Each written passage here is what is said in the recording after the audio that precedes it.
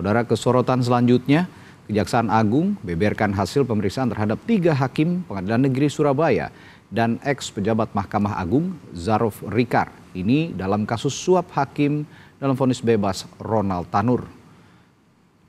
Kapus Penkum Kejaksaan Agung bilang, dari pemeriksaan sebelumnya diketahui Zarof merupakan perantara dengan kuasa hukum Ronald Tanur berinisial LR. Perantara itu untuk mengatur vonis Ronald Tanur atas kasus pembunuhan terhadap Dini Sera-Afrianti. Tapi lebih detail soal peran Zarof Rikar, Kejaksaan Agung menyebut masih terus didalami. Pak, mungkin mau komentar sedikit, Pak. Terkait dengan ketiga hakim ini dan ZR, tentu kita tahu bahwa ZR ini adalah seorang perantara, ya.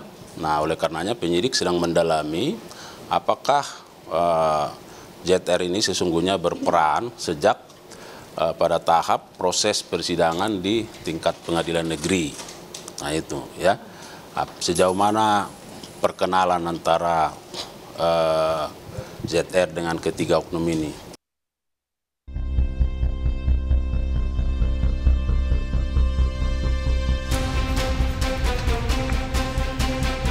Usai Ibu Ronald Tanur ditetapkan sebagai tersangka kasus suap dalam kasus pidana anaknya, Kejaksaan Agung terus mendalami keterkaitan dan peran para tersangka, yakni Ibu Ronald Tanur, pengacara Ronald Tanur, ex-pejabat MA Zarof Rikar, hingga 3 hakim Pengadilan Negeri Surabaya.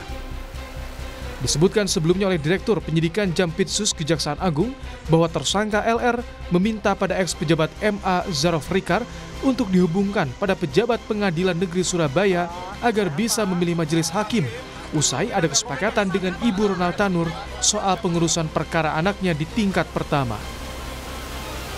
Dalam pertemuan tersebut, LR menyampaikan kepada tersangka MB ada hal-hal yang perlu dibiayai dalam pengurusan perkara Ronald Tanur dan langkah-langkah yang akan ditempuh. Kemudian LR meminta kepada ZR agar diperkenalkan kepada pejabat di Pengadilan Negeri Surabaya dengan inisial R dengan maksud untuk memilih majelis hakim yang akan menyidangkan perkara Ronald Tanur. Kejaksaan Agung telah menetapkan 6 orang sebagai tersangka dalam kasus suap pengurusan perkara pidana Ronald Tanur, mulai dari pengadilan tingkat pertama hingga tingkat kasasi. Kejaksaan Agung juga menegaskan tak menutup kemungkinan akan mengenakan pasal TPPU di kasus ini jika ditemukan bukti yang mengarah ke pencucian uang. Tim Liputan Kompas TV.